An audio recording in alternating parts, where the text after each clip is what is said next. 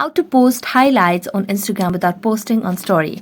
Hello everyone, welcome to this channel. I'm Emily and I'm here to help you out today. So without any delay, let's get started. Now first of all, launch the Instagram application on your device and make sure you're logged into your account.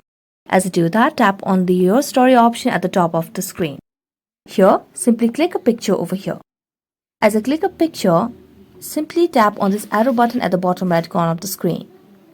Then select on Close Friends option. And here make sure that you select the person that you do not care if they watch it or not. So as you do that, you can just tap on Done and then tap on Share. As you do that, the story will be posted on your Instagram story. However, it will not be visible to other people other than that one close friend that you have added on the list.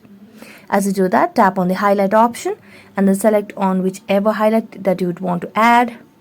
Now go back and go to your profile and then check on your highlights. And there you go.